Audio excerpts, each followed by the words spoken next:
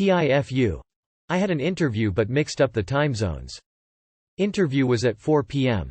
So, I put on my calendar, interview with less than company at 4 p.m., and got myself ready for that time. This interview was with a very prestigious financial firm in NYC and one that would absolutely be my dream job. It would also mean working with a couple former colleagues again, who I really jived well with before when we worked together at another place, and it would mean a better working culture situation for me, which would allow me to resolve some lifelong goals at long last. I got my sports blazer dry cleaned and all pressed, pick out a nice button-down shirt, get my hair all ready, just make myself entirely neat and professionally presentable. I've got all my typical questions for asking in a third-round interview, and I've also set up my list of typical questions asked in this kind of interview with cheat sheet. Answers I've written to help in case I space out or get nervous. I'm about as ready as I'll ever be, I think to myself, while I'm going through my lists of questions, asking them to myself and verbally providing the answers back. I test my webcam and my microphone to make sure they sound and look their most optimal. 3:11 p.m. rolls around and I get a call from the HR hiring manager. "Are you going to make it? They're waiting for you." I look at the clock, thought it was at 4 p.m.? I think to myself. But then a brick in the form of a realization hits my brain. It was 4 p.m. Not CST where I live. So 3 p.m. Central Standard Time. My heart sinks instantly. I quickly sit down, fire up Teams, and get on the call. The interview itself goes really well, but I'm still very mad at myself for making such a dumb mistake. Confounded face. Too long did not read. I mixed up time zones and ended up 10 minutes late to an interview. Disappointed. For a third-round interview, I can't imagine this will dissuade them very much. It's a reasonable mistake. I work across 4 time zones and for an added bit of fun I'm in Arizona, which doesn't have daylight savings time. It happens, all you can do is apologize. Kind of on them for not sending the invite correctly. I always send out meeting invites in the customer's time zone. At least they pinged you and you still did the interview. One time I had an interview for a place in London, UK, and I thought the interview was at 7 a.m. I got mixed up with PST versus PT, and when I converted the time zone, of course I converted it to the wrong one and it was actually at 6 a.m. Can't remember if they pinged me or not, but in any case I was fast asleep. Woke up at 7 to do the interview, saw an email that said that I missed it. And then I couldn't reschedule because they said they were no longer hiring, unsure if true or they were just mad at me.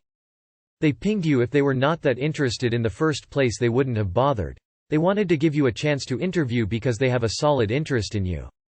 Did you tell them what happened? That wouldn't bother me as an interviewer. Today I fucked up by breaking into a stranger's house. So, I had taken a late flight back from a work trip. I got to the airport around midnight. My house was 2.5 hours away, but my sister lived 45 miles from there. She had suggested I stay with her for the night. I had never been to her house. She said she'd be asleep but texted me the address and what part of the house I would be in. I got directions off maps and arrived near 1 a.m. I double-checked the address from my text against the address on the door and then went inside. The door was unlocked. I saw the stairs up to the bedrooms, but also noticed the lights were on and there was talking right around the corner. So I, luggage in hand, walked around to say hi to my sister. And walked in on a couple I had never seen before sitting in their kitchen. I was like, "Oh, hi. I don't think I'm in the right house, I'm going to go now, sorry." And the guy was like, "Yeah, you are not in the right house." He wasn't threatening, but obviously not happy either. I'm just really glad they were still up and I didn't try and walk into one of the bedrooms. And also that they were not carrying at that time. I went outside and called my sister, waking her up, and she immediately realized I was at the house next to hers and that she'd given me the wrong address, house number off by 2. She apologized to them the next day. I ribbed her about it a bunch.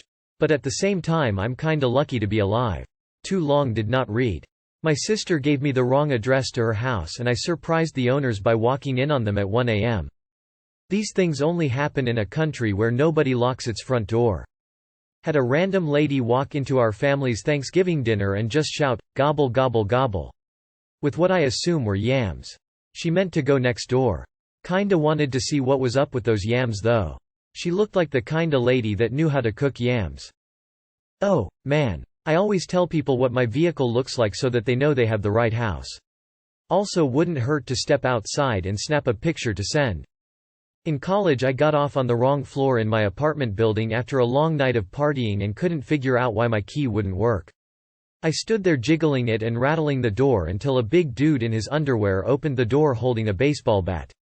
I just goggled at him for a second before stammering an apology and backing away.